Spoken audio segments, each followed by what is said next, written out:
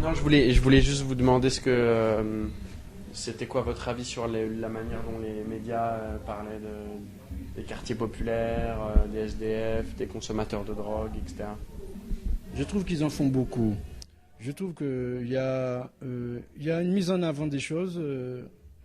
À la limite, ceux qui sont les gens concernés, il faudrait déjà qu'on puisse les atteindre et qu'on puisse déjà leur poser des questions et savoir vraiment ce qu'ils en pensent. J'ai l'impression que souvent les médias s'adressent à des individus qui n'ont pas vraiment d'approche, qui n'ont pas vraiment d'idées sur la question, donc qui répondent un petit peu à côté, un petit peu n'importe quoi.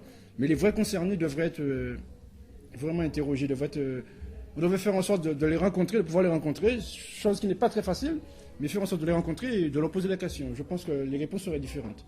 Quand tu parles des vrais concernés, tu penses à qui?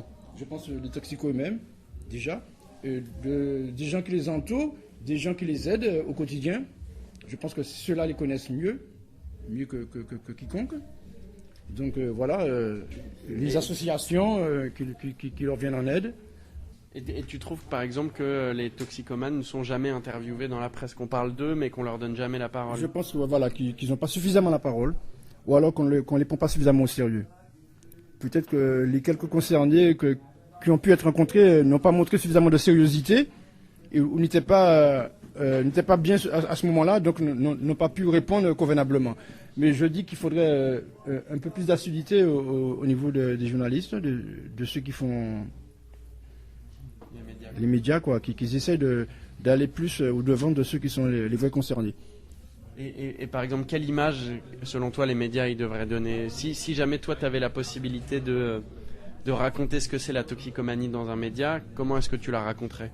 Je ne dirais pas que c'est la société qui a créé, mais je pense quand même qu'il y a quelque chose à voir. Les quelques difficultés que rencontrent certaines personnes qui viennent de quartiers difficiles, parce que très peu de personnes venant de quartiers, de bons quartiers tombent dans la toxicomanie, sinon de façon festive.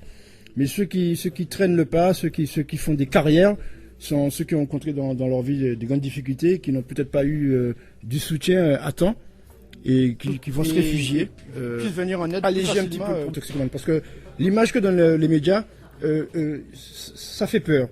Donc on n'a pas envie de venir en aide à quiconque parce qu'on a des mauvaises images. Donc je me dis qu'il faudrait que les choses changent à ce niveau-là. Ça marche.